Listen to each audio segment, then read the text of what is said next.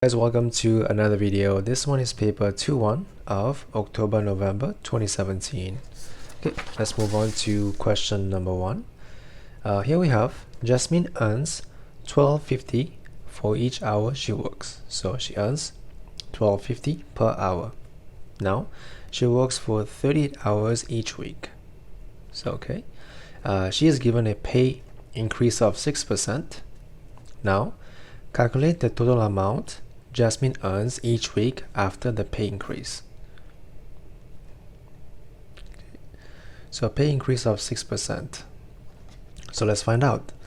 Let's find out how much she earns each week. So each week she works for 38 hours times 12.5.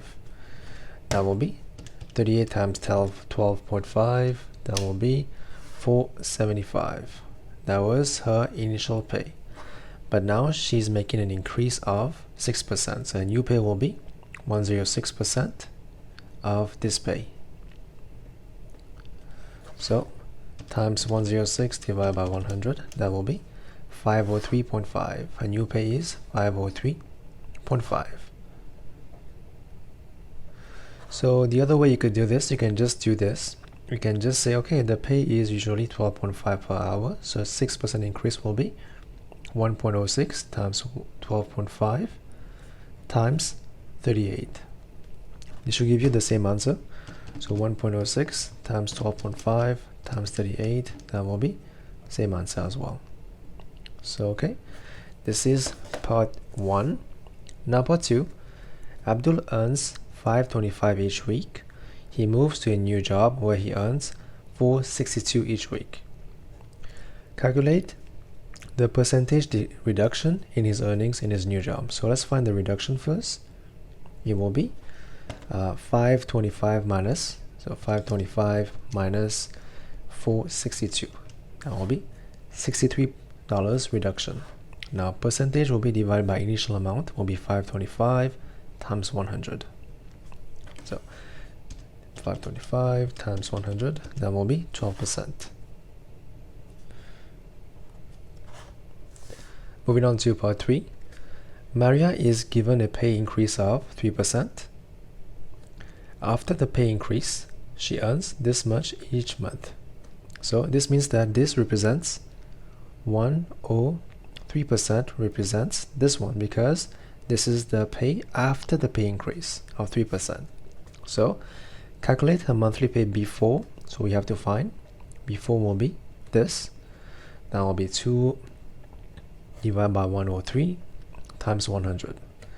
So let's do that. 2472 divided by 103 times 100, that will be 2400. So the answer will be 2400 for part 3. Now for part B, the exchange rate between dollars and pounds is $1 to 0.65 pounds. Now the exchange rate between euros and pounds is 1 pound is equal to 0.74. Question part 1. So Dan changes 520 into pounds. This is euros into pounds. So let's do that. So 1 euro is equal to that much. So 520 euros will be equal to 520 times 0.74. So how much pound is that? Let's find out. 520 times 0.74, that will be 4.8 pounds. Right. Now he spends 260 pounds, then changes the rest. So what is the rest? The rest will be this minus, he spent 260 minus 260, that will be 124.8. That's the rest of the pounds, and changes that into dollars. So this into dollars, work out how many dollars he received. So we know that 0.65 pounds is equal to $1. So 1248 is equal to 1 divided by 0.65 times 124.8. So let's do that. 1 divided by 0.65 times 124.8. That will be $192. So this is your answer for part B, and that is question number 1. Question number 2. Sunil recorded the length in minutes of 150 phone calls he made in 1 month. So we have 150, which is the frequency of phone calls.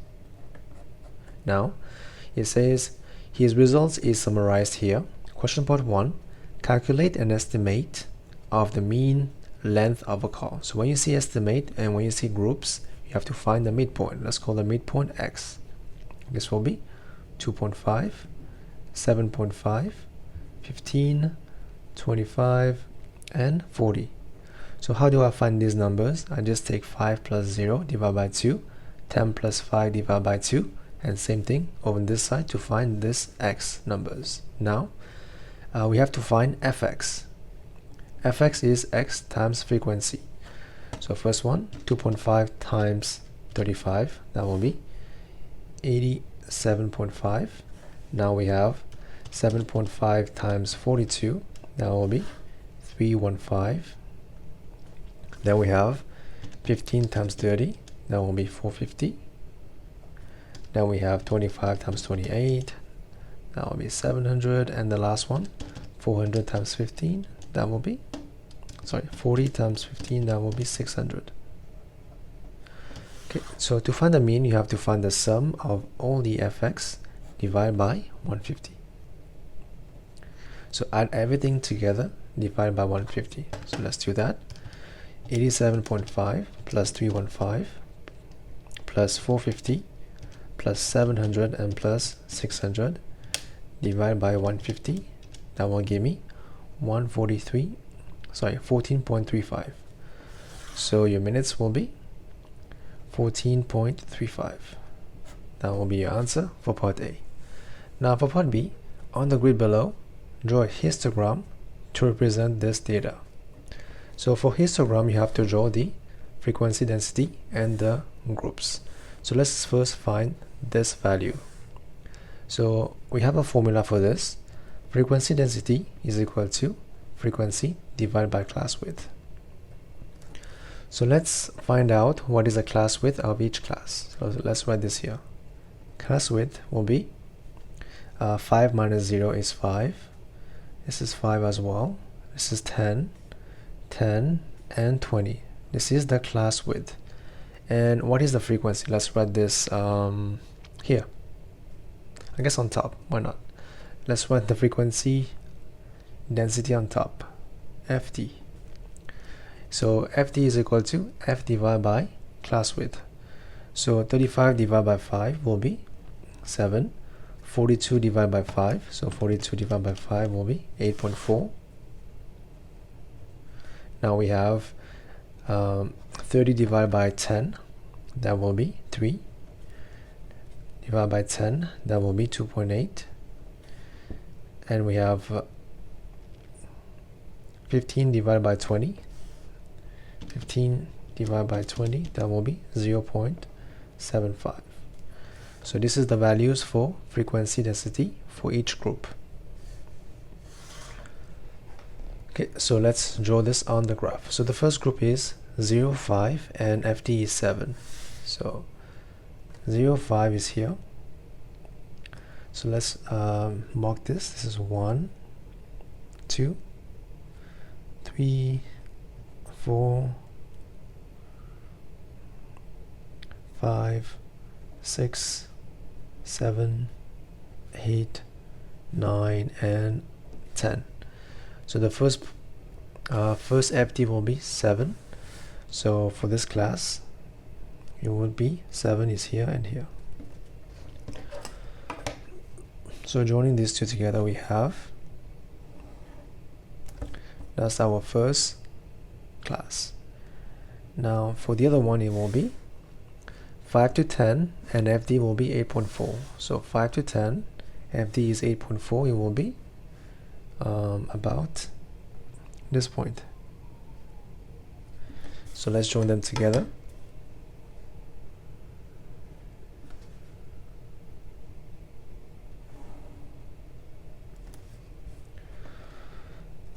That is the second class. Now third class is 10 to 20 and FD is 3. 10 to 20, FD is 3. So let's join them together as well.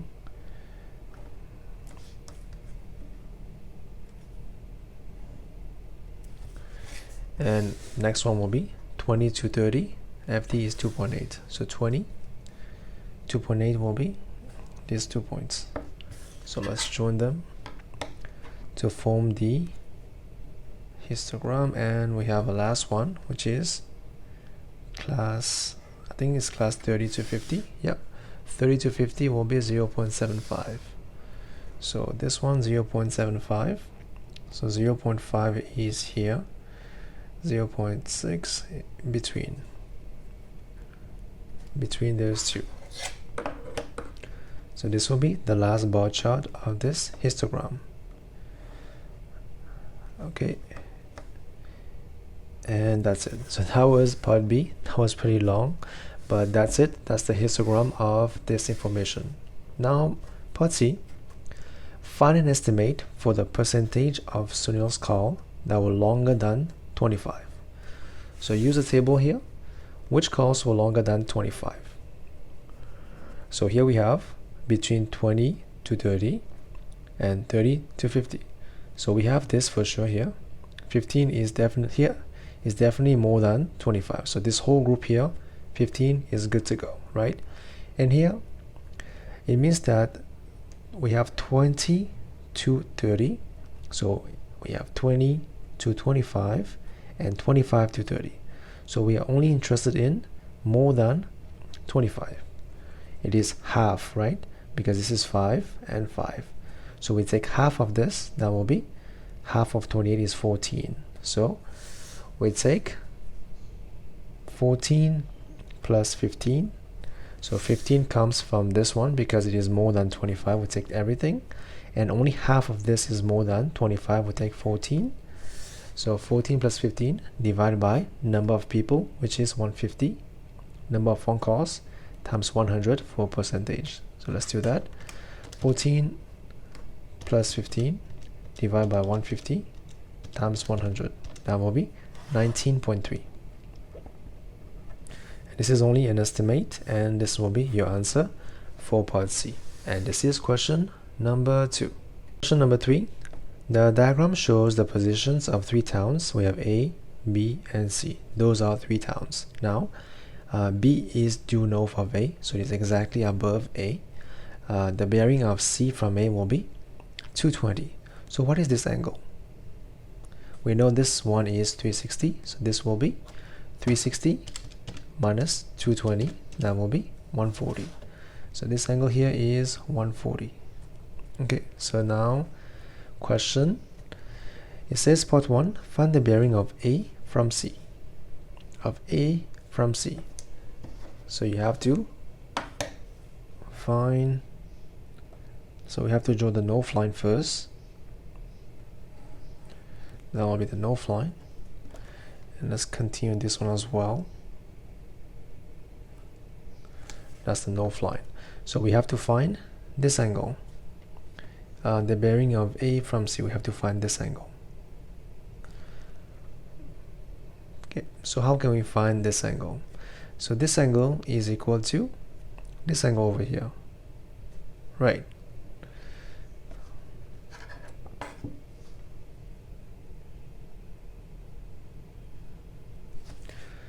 And also this angle over here is equal to this one.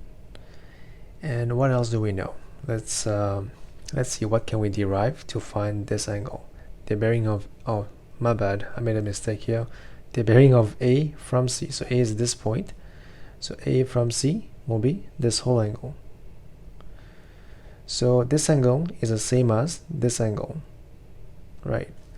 If this is a straight line, this is 180, so this should be 40, because this is 140. So if this is 40, this also will be 40. So the bearing of A from C will be 40 degrees. Now question, part B, show that BC equal to 59.4 km, correct to 3SF. So where's BC? BC is this length. As you can see, we know the two sides and the angle in between. We have to use the cosine rule.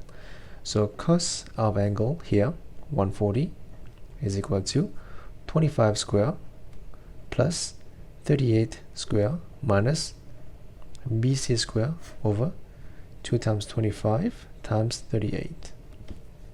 Now we have to simplify. So let's do that. So we first have to send this here, right? So 2 times 25 times 38 times cos 140. That will be the answer over here, right? So we have an answer over here. That will be 25 square, 38 square minus BC. So we can send BC over here and send answer over there. So BC square will be equal to 25 square plus 38 square. So here we have minus, we send here will be plus. That will be 3524.484. So BC will be the square root of that. That will be 59.367. So your answer correct to 3SF will be, so it was 59.367. So 3SF, that will be 59.4 km. That is your answer for part B. Now moving on to part C. Calculate the bearing of C from B. So where's point C? This is point C. From B, this is the point B. So what is the bearing of C from B? It will be this one, right? So we know this is 180. So we have to find this angle. Let's call it angle X. So what is angle X? So we can use the cosine rule to find angle X. Sorry, the sine rule. So sine rule say that if we know this side, we know BC is equal to 59.4.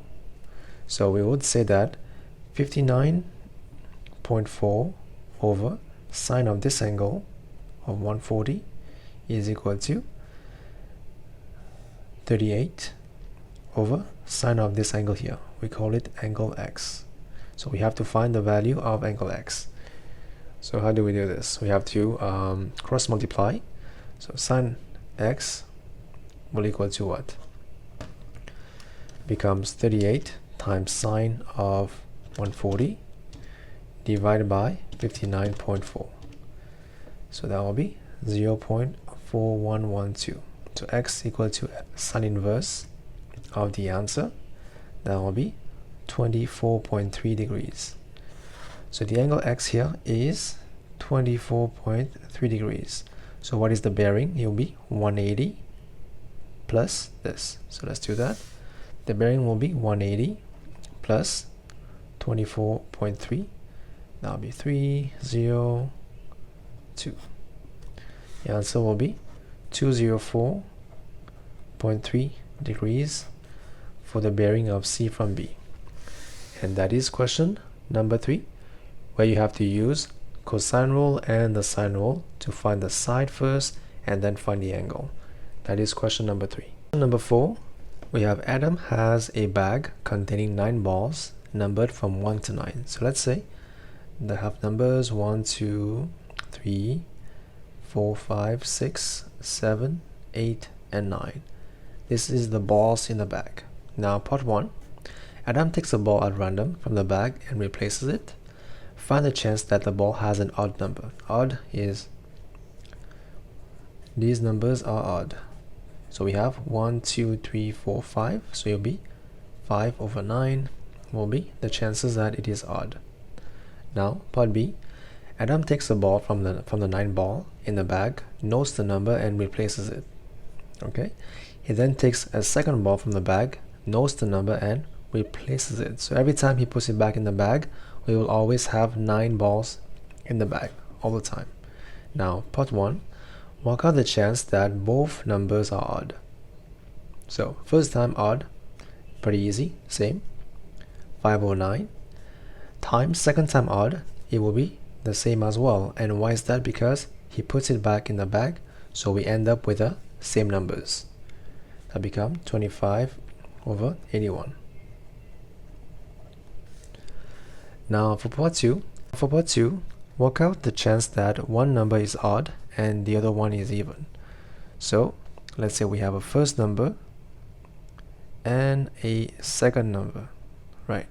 The list is 1, 2, 3, 4, 5, 6, 7, 8, 9. So we have 1, 2, 3, 4, 5 odd numbers and 1, 2, 3, 4 even numbers. So here we see what is the chance that, let's say we have two possibilities. The first one is odd and second one is even, or it can be the first one is the first one is even and the second one is odd. So that will be first one is odd will be 5 over 9 times even is 4 over 9, or plus 4 over 9 times 5 over 9. So let's simplify. 5 over 9 times 4 over 9 plus 4 over 9 times 5 over 9. That will be 40 over 81. That is part 2 for B. So now part C. Adam now takes 2 balls from the 9 balls in the bag without replacement. Work out the chance that the 2 balls are either both odd or both even. So let's write down the list here. We have 1, 2, 3, 5, 4, 5, 6, 7, 8, and 9 balls. Now we have, this is odd, odd, odd, odd, and odd. So we have 5 odd balls and 5 odd and 4 even, right? Now it says he takes 2 balls. We have ball 1 and ball 2. Work out the chance that the 2 balls are either both odd. So what is the chance they are both odd? So odd and odd, right? So let's find out. So for the first ball, he has a chance of taking 5 odd balls over 9, and second times he has a chance of taking 4 odd balls over 8 because he does not replace them. So that's the first odd. Or will be plus sign, both even. So even and even. So the first time he will have a chance of taking 4 numbers that are even of 9 balls. And then if he doesn't replace it, he will have less 1 divided by this. So simplify, we have 20 over 72 plus 12 over 72. That will be 32 over 72. So let's simplify. 32 divided by 72, that will be 4 over 9. So your answer will be 4 over 9. That is part C of question number 4. Question number 5, part A, we have to solve this equation to find the value of y.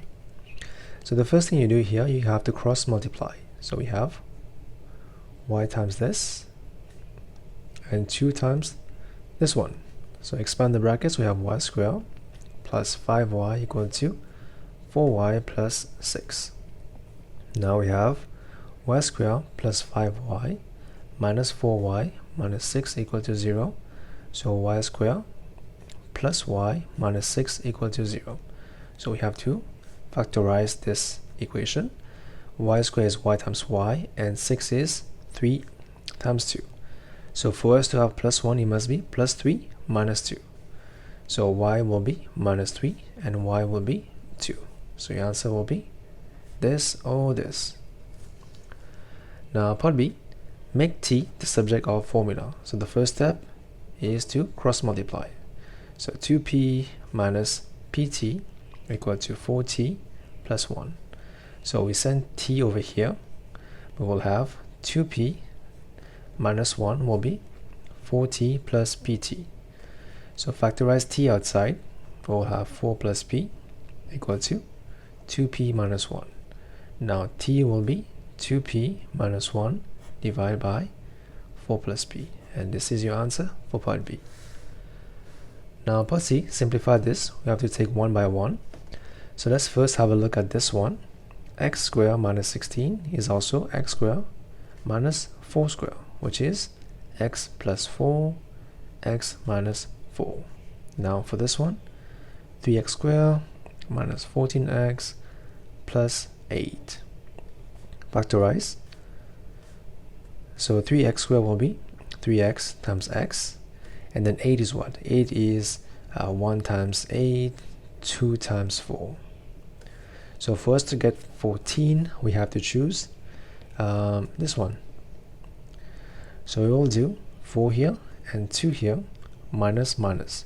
So 3x times 4, minus 4 actually, 3x times minus will be minus 12, minus 12 minus 2, minus 14, and plus, minus times minus will be plus, so that is good. So now replace this one back in the fraction. We will have 3 minus 2, x minus 4, divided by x plus 4, x minus 4. So it goes away, so your answer will be this plus this. And this is part C of question number 5. Question number 6, part A. We have A, B, C, D, and E are points on the circumference of the circle. So A, B, C, D, E. So they are points on the circle center O. So we observe that AC is the diameter and this is the center. So this means that this angle is 90, right? But let's have a look and see what else can we do here. Now, question part 1. Find the angle ACB. So where's ACB? ACB. So find this angle. So if you know this is 90, what is this angle? So this will be, so angle sum of everything will be 180. So 180 minus 90 minus 52 will be this angle. So let's do that. 180 minus 90 minus 52, that will be 38. So angle here will be 38. Okay, now for part 2, find the angle AEF. Give a reason for your answer. Angle AEF. AEF. So this angle, this will equal to 38 as well. And the reason why is because angle on the same arc are the same. So that's why. So answer will be 38 degrees because angle on same arc is equal, right? And then part 3, find angle CDE. So CDE, find this angle.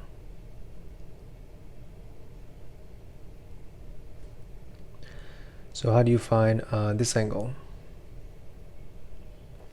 So we will have to use these lines. Let's observe and see what can be done. So these two lines are in the same direction, right? This and this line are in the same direction. Okay, so this angle here is equal to this angle here. So can you find, what can you find on this side? We have to observe what is possible. CDE,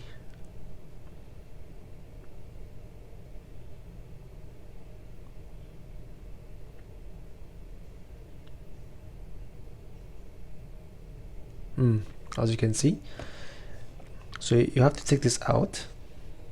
You will have a shape of BCDE. So this is a quadrilateral BCDE, and this is a side of 68, and usually these two angles will be complementary, which means 68 plus angle D needs to become 180. So D is 180 minus 68. That will be 180 minus 68 will be 112. So angle D here will be 112. Answer here will be 112. Now last one, find angle BCD. So BCD, where's that? BCD. Find this big angle here. So this one is what? This one we found out is 38. So you have to find this one first. So let's call this angle y. So how do you find angle y? You know that this is 112, which means this is also 112. This angle here is equal to this angle here. So this one is a straight line. So this is y. Y is 180 minus 112, which will be what? 68. So this one will be 68 for this angle y. So now we're looking for these two together. So 38 plus 68 will be the answer. So 38 plus 68, that will be what? 106. So angle BCD will be 106 degrees. And that was part A. Now moving on to part B. It says, what are the size of the largest angle in this pentagon? Pentagon has 5 sides. 1, 2, 3, 4, 5 sides. So we have to find the value of these angles and work out the largest angle. So first thing, let's find out what is the sum of all the angles in a pentagon.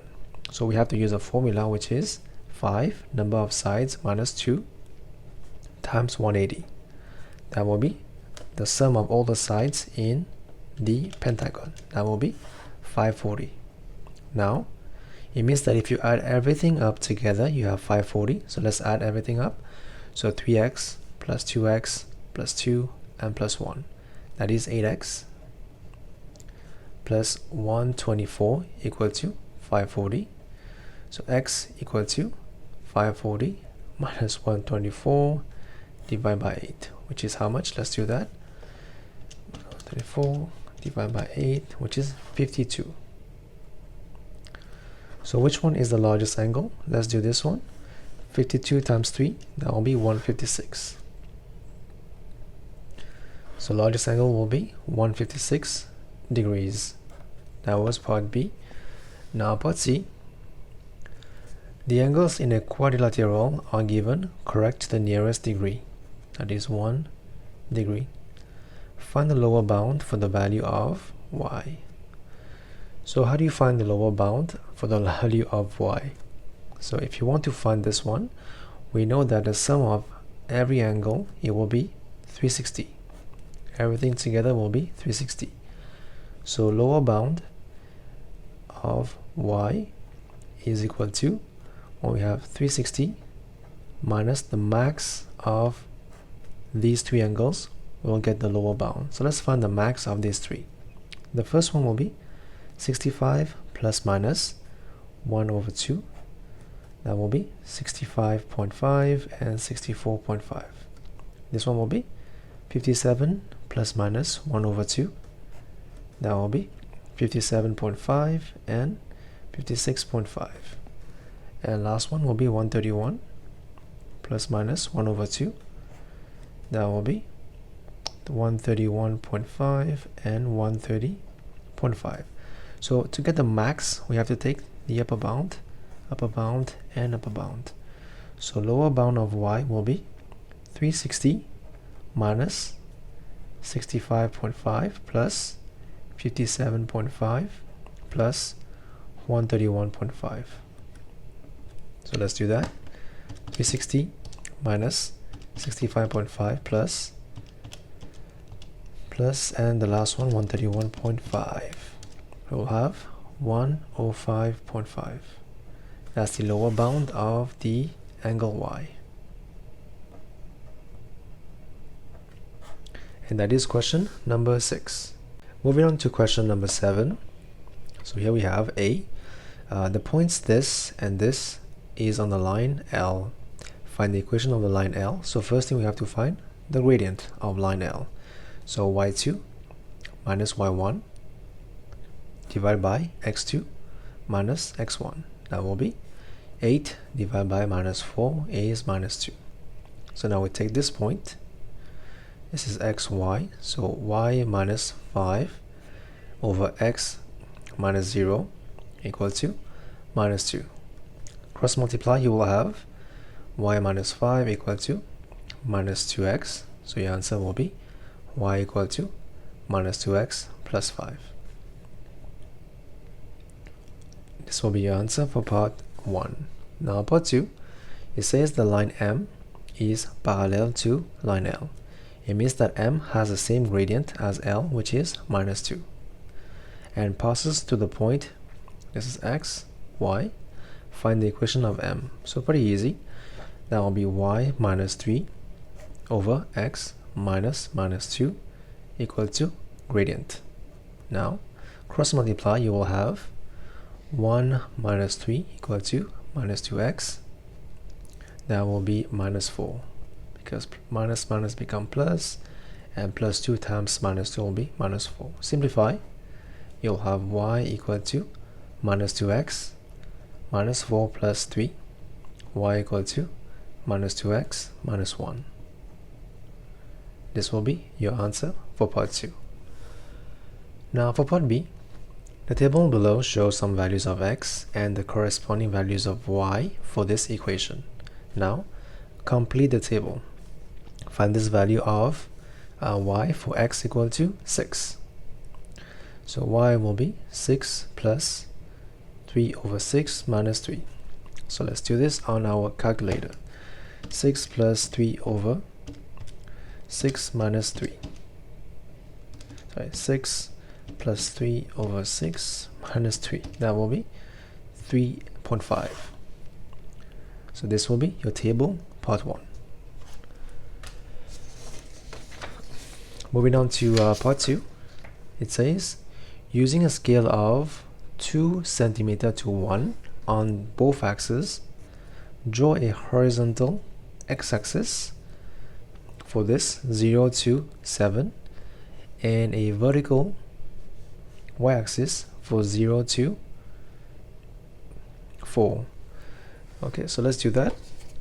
So let's first draw the y-axis. This is the y. So this is our y-axis.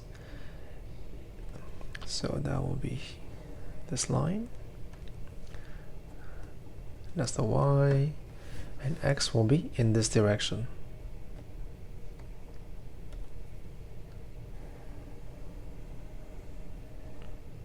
That will be your x-axis.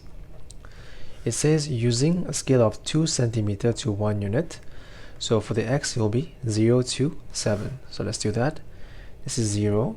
So 2 cm for 1 unit. That will be 1, 2, 3, 4, 6, and 7. Now for y, it is from 0 to 4. Same thing. 2 cm for 1. That will be 1, 2, 3, 4, and 5. You can write 5 if you want to, but 4 is enough. Now we have to draw the graph. So let's do that. So our table is here, and I will use a different color so we can see exactly where are the points. So the first point is 0.5 and 3.5. So 0.5 and 3.5 will be here. That's the first point. And second one is 1, 1. So 1, 1 is here. And we have 2, 0.5. That will be here. Then we have 3, 1. That will be here. And we have 4, 1.75. So 4 is here. 1.5 is here. And this is 1.75 will be in between these two. And 5 will be 2.6. So 5 is 2.6 will be here. Now the last one will be the 0.6 will be 3.5 is right here. Okay, this is the points of the graph, and we have to join the points as smoothly as we can to form this curve. So let's try that. Here we go. That's the minimum point. So make sure you try to make all the points, the line passing through all the points as you can, and make sure that it is a smooth line joining all the points. As you can see, this is your curve for part 2. Now question, it says by drawing a tangent, estimate the gradient at 1 1. 1 1 is this point, so let's draw a tangent at this point to see where it can be. So this is the point. I will make it go through these 2 points, so we have 2 exact points.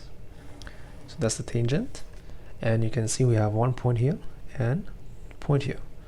So the 2 points that we have will be, first one is 2 0, second one is 0 2. So gradient will be equal to 2 minus 0 divided by 0 minus 2 will be minus 2. So minus 1 will be my answer for part 3. Now part 4, it says use a graph to solve this equation. X plus 3 over y equal to 5. So what was the main equation at first? As you can see, y equal to this. So let's do that. We know y equal to x plus 3 minus 5. So let's have a look. This is common and this is common, right? If you replace this in that, you will have y equal to 5 minus 5 equal to 0. So draw the line y equal to 0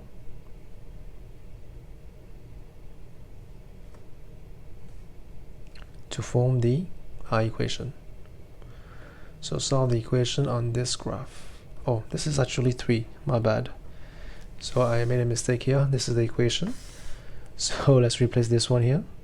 So 5 minus 3 will be 2.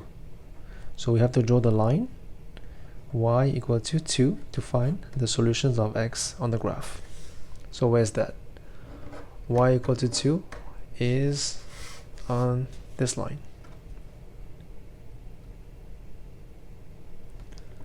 So this line will cut the graph at 2 points. The first point is this, and the second point will be here. So let's find the values of x for these 2 points. First one is 4.3, and this one is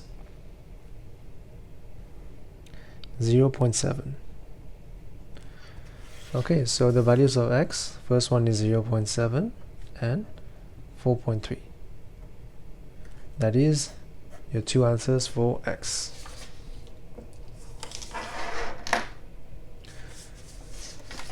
And this is question number 7. Moving on to question number 8. Here we have volume of a cone is this. It is given to us all these formulas. Now the diagram shows solid A, this is A, is made up from a hemisphere, half a sphere, it's called a hemisphere, joined to a cone of equal radius, so same radius. 6 is the radius, so this also will be 6. Right, now it says that the height is 18. So if this is 6, this is 18, so this will be 18 minus 6, that will be 12. Right, now part A, show that the slant height x of the cone is 13.4, correct to 1 decimal place. So as you can see here, we have a right angle triangle. How do you find x? By using the Pythagoras theorem. So it tells you that x squared is equal to 12 squared plus 6 squared. So x will be square root of 144 plus 36, which is 180. So let's find out how much is that. So 12 square plus 6 square, square root of answer, that will be 13.416. So your answer correct to 1 decimal place will be 13.4 centimeter. We will say shown here. Okay, that is part A. Now moving on to part B. Calculate the total surface area of the solid A. As you can see, A is made up of 2 parts. The first part, let's call this small a, and this let's call this b. So to find the surface area of this one, you have to first find the area of a, let's call it area of a, plus area of b. So what is area of a? Area of a will be the surface area of the cone, which is pi r l. And what is area of b? It will be area of, so this is sphere, this will be hemisphere, which is half. It will be 2 pi r square compared to 4 for the whole sphere. This is only a hemisphere, it will be 2 pi r square. So now let's just replace.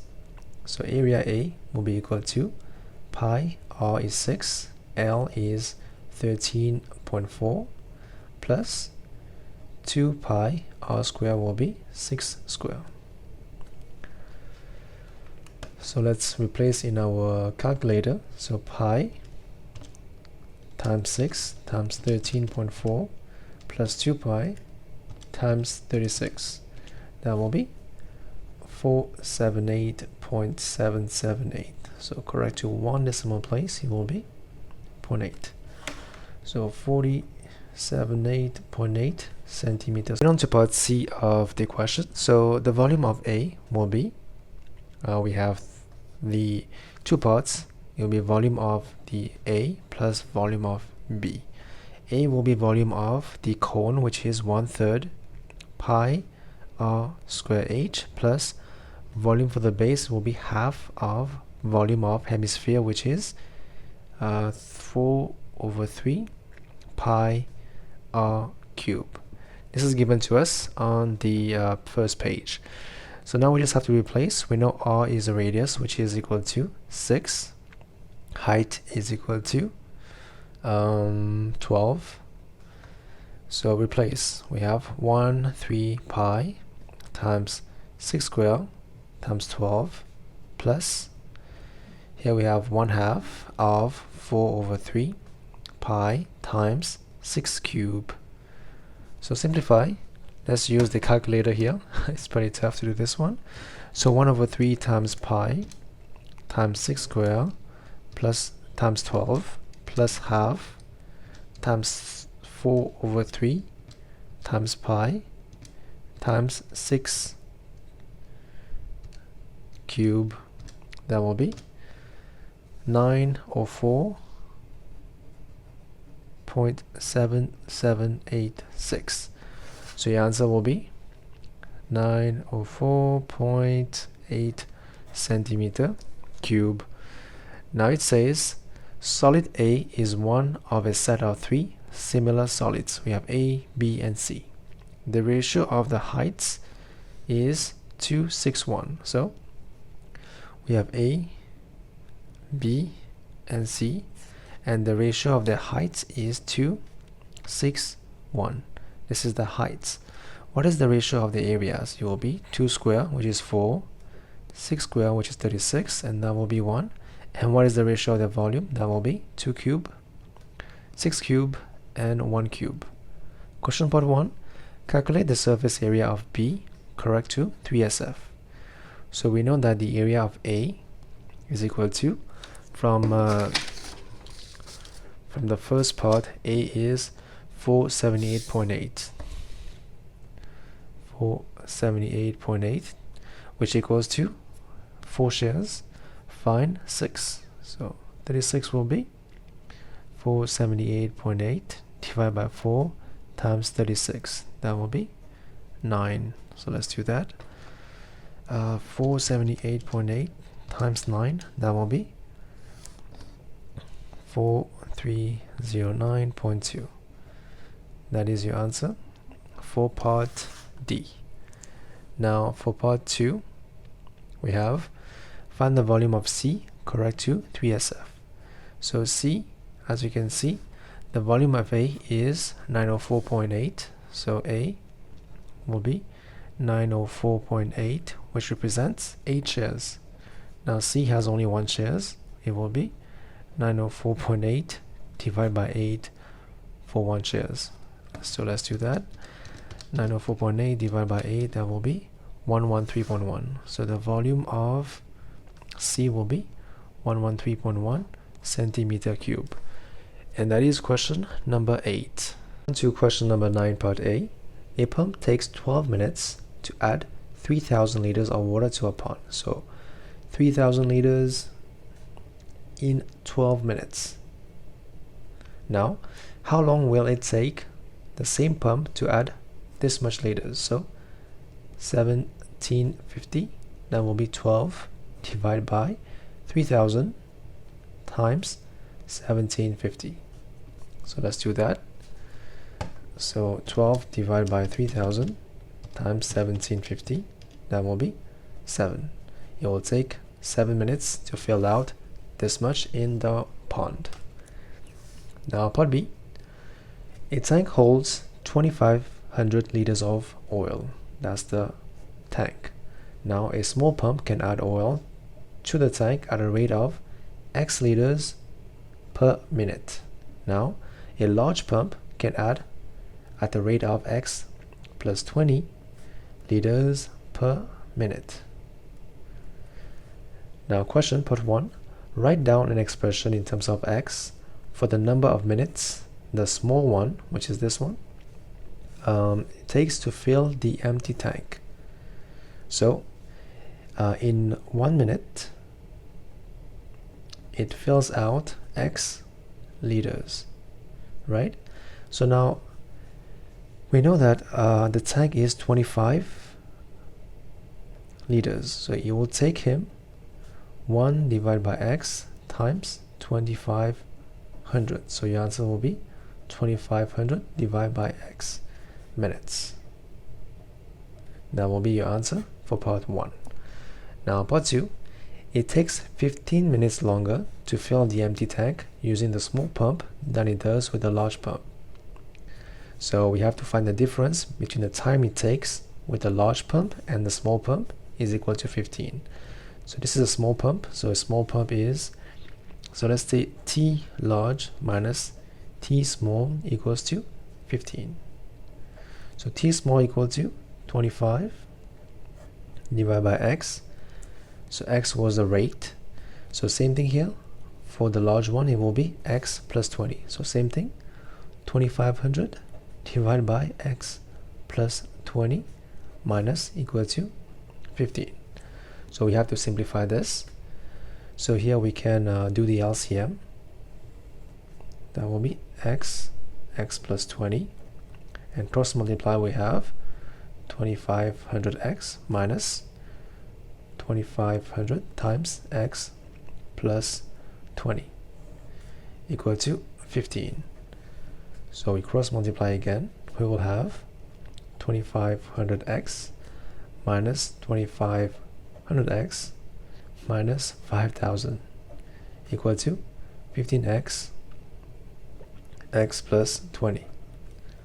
So this one will be cancelled. Here we have minus 5000 equal to 15x squared plus 300x.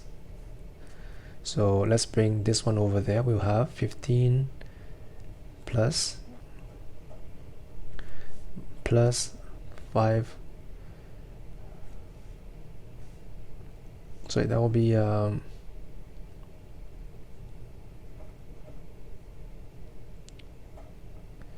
to 0.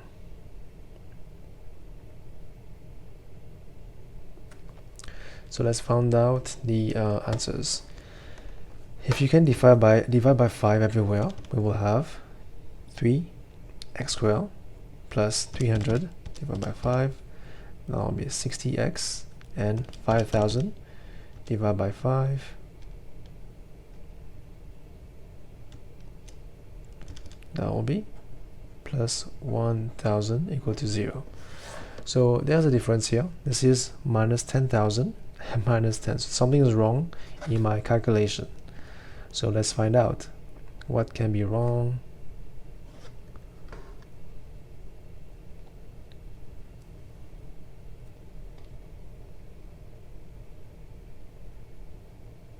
Oh, this is wrong here. So it needs to be 500 times 20. That's 50,000. So 0 here as well. And what else is wrong? So this 50,000, 50,000, that will be 10,000. And now this sign is plus and this is minus. So where did I make a mistake?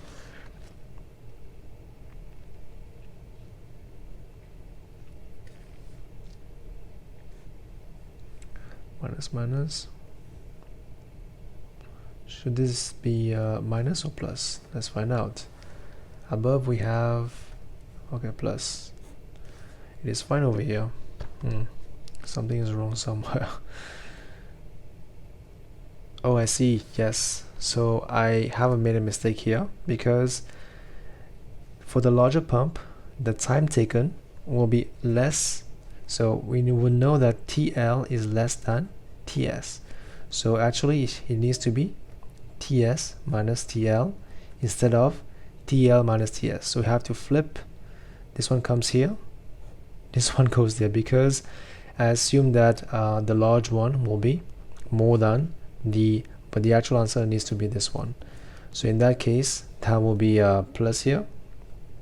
And when you send this over here, it will be minus. So instead of using this, just use this one. You'll have your minus here. So you will be shown as 3x squared plus 60x minus 10,000. So that will be shown as above.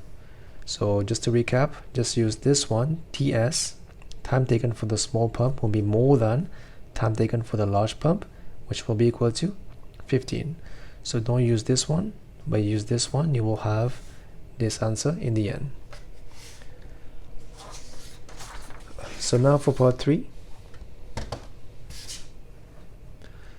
solve this equation, giving your answers correct to 2 dp. So you have to use the formula. A will be 3, B will be 60, and C will be minus 10,000.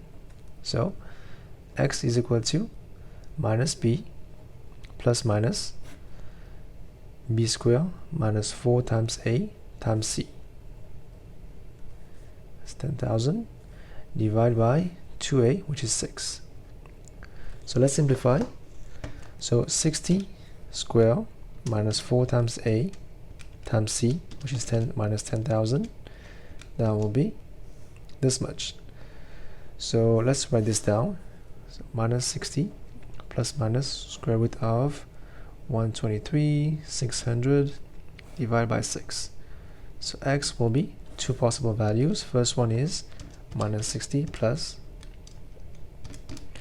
divided by 6. That will be 48.5946, or it can be x. So if you do minus 60 minus square root of 128,600 divided by 6, it will be minus 68.59. Okay, so can be, let's write them correct to 2 decimal place. It will be 68.59 and 48.59. So now part 4, find the length of time the large pump takes to fill the tank, giving your answers in minutes and seconds correct to the nearest seconds. So how long does it take for the large one? As we have found, the large one takes 25 divided by x plus 20. That will be 2500. X will be this one plus 20. So let's do that. So 25 divided by 48.59 plus 20. That will be 36.448. So this is minutes, and this is, let's find out how much seconds. So times 60, you will have 26.9, which is 27 seconds. So this is question number 9. Number 10, we have triangle A is shown on this grid. Now question part 1, it says triangle A is mapped onto triangle B by a rotation of 180 about the point 2 minus 1. So 2 minus 1 will be this point. Right. Now draw and label the triangle B. So it gets a rotation of 180. So where will that be? So this point will be 180, will be here. Right. And this point will be on this line, it will be here. And this one will be on this point, it will be here. As you can see, this is your triangle B.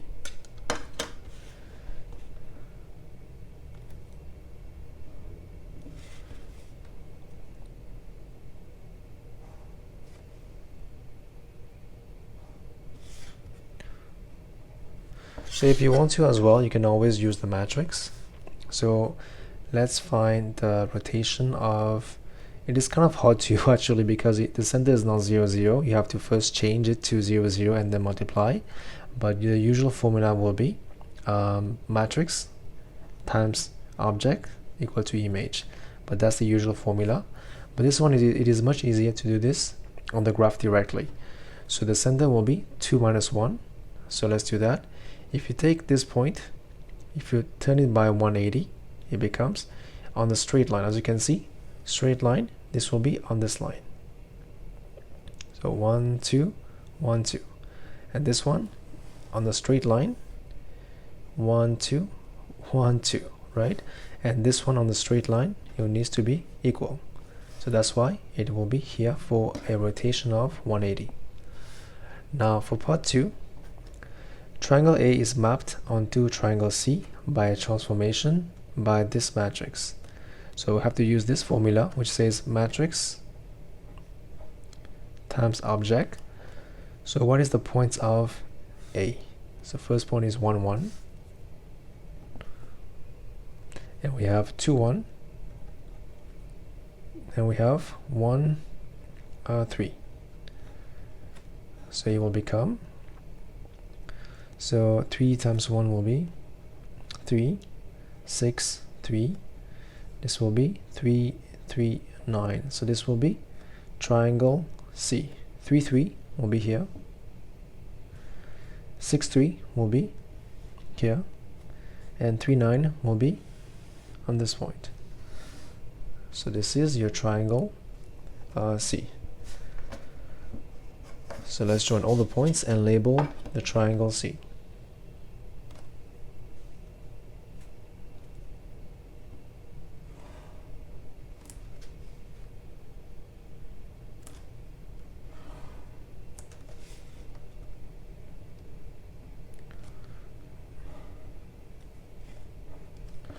Okay. Now for question part 3, it says write down the matrix that represents the transformation that maps C onto A. So we have, so C onto A has to go back down to A. So we first have found that we have found A onto C is this. So A onto C is this one. C onto A will have to go back down in size. So that will be the reverse of this one. So pretty easy. Since the other matrix is 3, 0, 0, 3, so this needs to be 1 over 3, 0, 0, 1 over 3. Now, okay, part 4. Describe fully the single transformation that maps C onto B. So what can map C onto B? So the size has changed, as you can see, and the only possible thing that happens when size change is a enlargement. So now let's join the points and find the center of enlargement. So this point became this point. So let's join these two together. And this point became this point. Let's join this one together.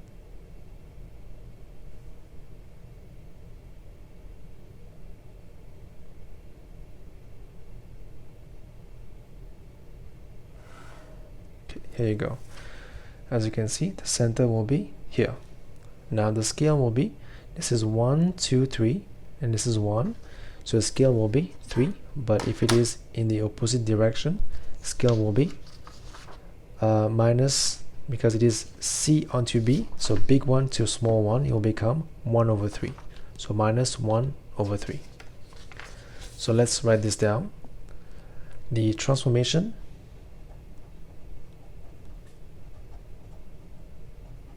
is an enlargement. So why is it an enlargement? Because the size have changed. With center, so what is the center? On the graph it is 3 minus 1.5. Minus 1.5, and scale factor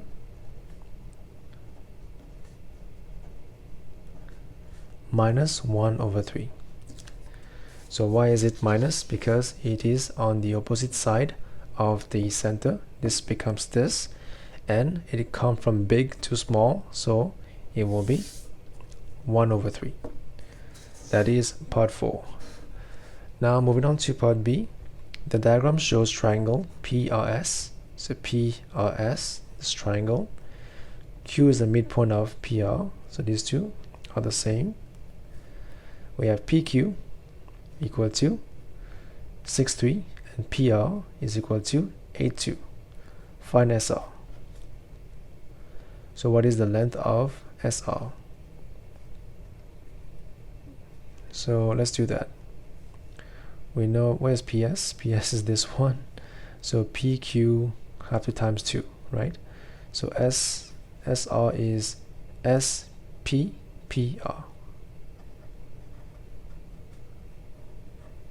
So SP is the inverse of this. It will be minus 8, 2.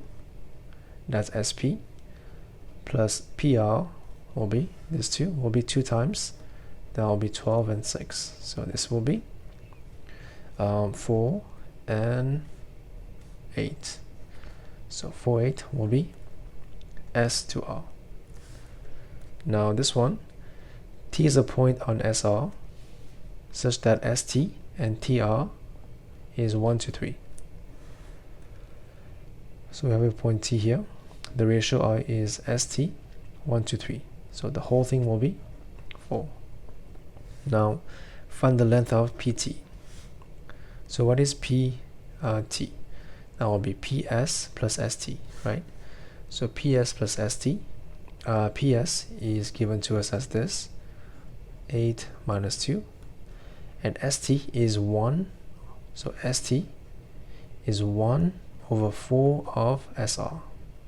So ST is equal to 1 over 4. SR is 4 over 8, which is 1, 2. ST is 1, 2.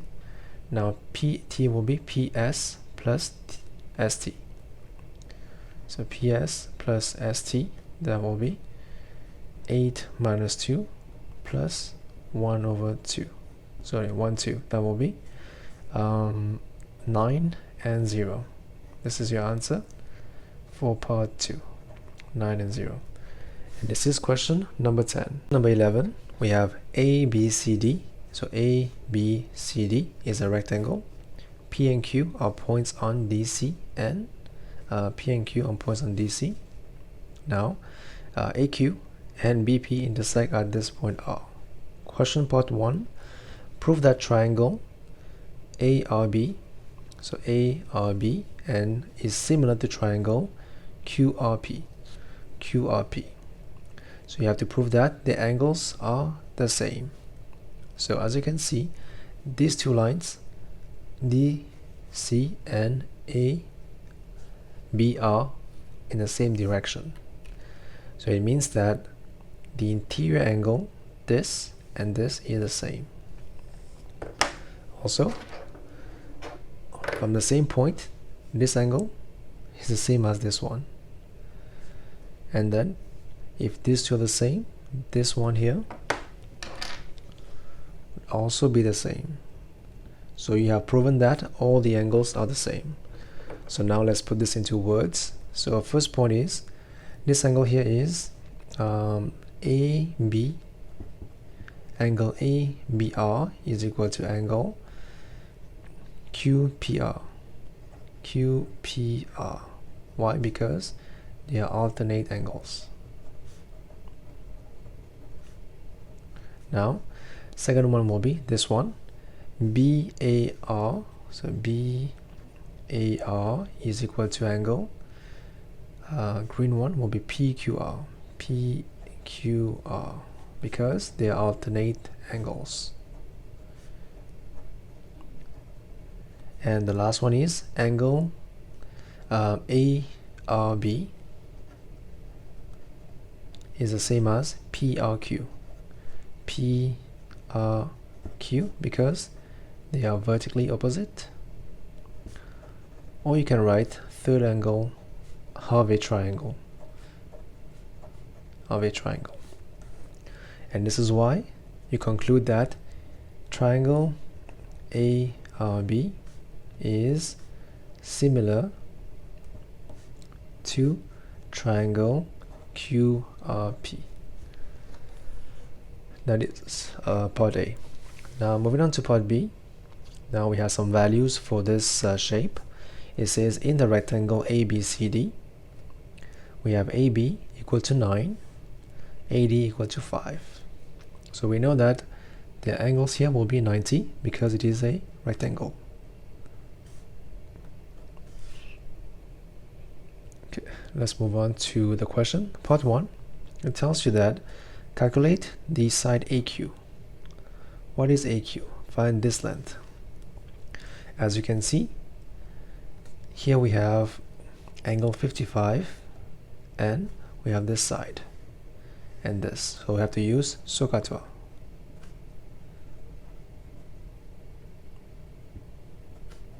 SOHCAHTOA.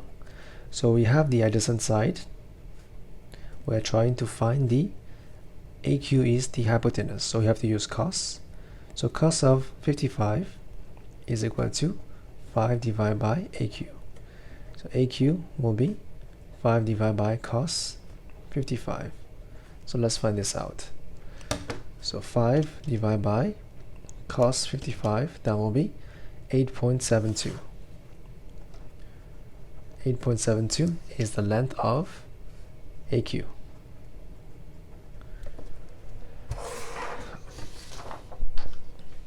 Okay. So now moving on to part 2. Find the length of AR. So where's AR?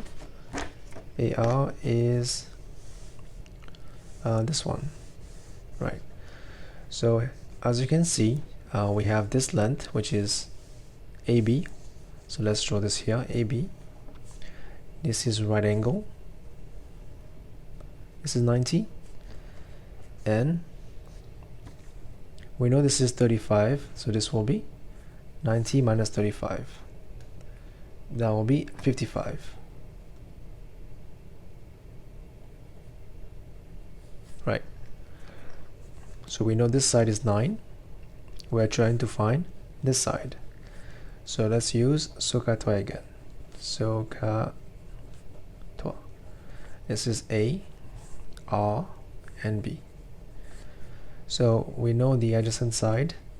We're trying to find the, sorry, we know this one. Sorry, this is the hypotenuse. And we're trying to find the opposite side. So we have to use sine. So sine of 55 equal to opposite side, which is AR, divided by 9.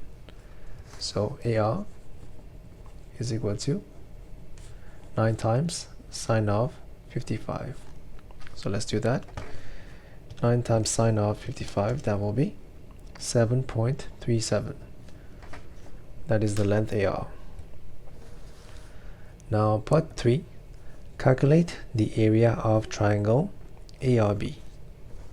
So what is ARB?